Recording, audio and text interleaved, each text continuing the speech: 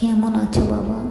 ছোট্ট এই মাটির ঘরে আমি তোমাকে প্রতিনিয়ত দেখতে আসতে পারি না, তাও মাঝে মাঝে যাই তোমায় দেখতে।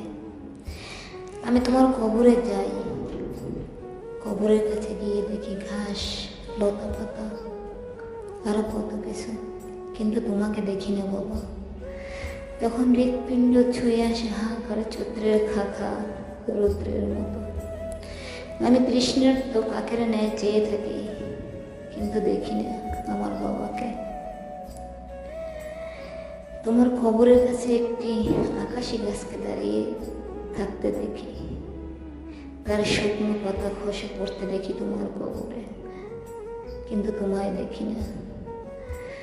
তখন বুকের বা পাশ দিয়ে বয়ে যায় নীল সমুদ্র, চোখে ভারী ভরসার সংকেত, কিন্তু তোমাকে দেখি না বাবা। তারপরও শত কষ্ট নিয়ে, শত আবেগ আকাঙ্ক্ষা নিয়ে তোমার কবর জিয়ারত করে, সূরা ফাতিহা পাঠ করি, দুরূদ পাঠ করি, কোরআন থেকে কিছু তেলাওয়াত করি। তোমার কবরের কাছে নতুন পুরাতন কবর দেখি, তোমার কবরের পাশ দিয়ে সাদা দাঁড়িয়েও মানুষ যেতে দেখি, কিন্তু তোমায় দেখি না বাবা। ভালো থেকো।